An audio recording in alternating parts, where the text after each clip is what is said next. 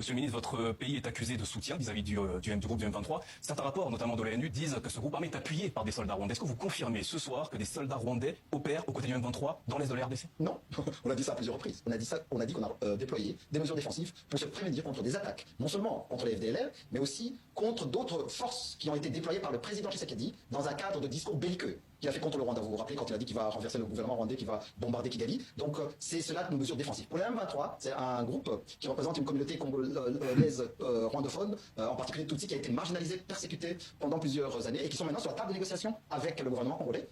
Bon, les amis, non, entre Joseph Kabila, Corneille Nangaa et les Rwandais, vous avez très bien écouté ce qu'a dit ces ministres rwandais des réseaux sociaux, désormais porte-parole des M23. Alors, qui ment qui?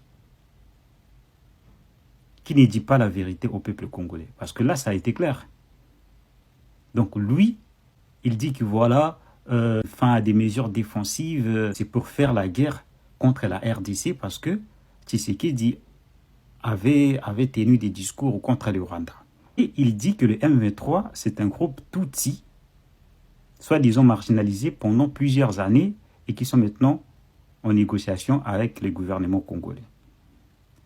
Et pourquoi Nangaa nous a dit ici qu'en fait, ils sont là pour chasser soi-disant Tshisekedi parce qu'il y a la corruption, c'est parce que voilà, il y a tout ça dans le pays, qu'il n'y a pas la bonne gouvernance.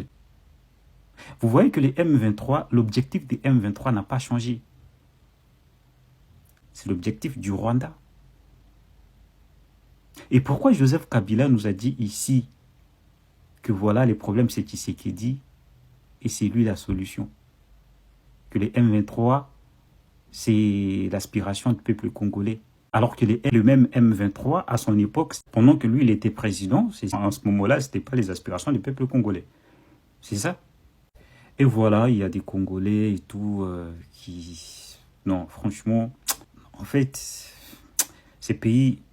Le Rwanda trouvera toujours un moyen pour envahir la RDC, pour agresser la RDC en utilisant des Congolais et tout.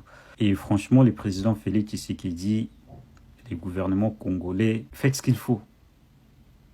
Parce que c'est bien de dénoncer tout le temps et tout, mais non, faites ce qu'il faut. Parce que là, les gens commencent à être fatigués.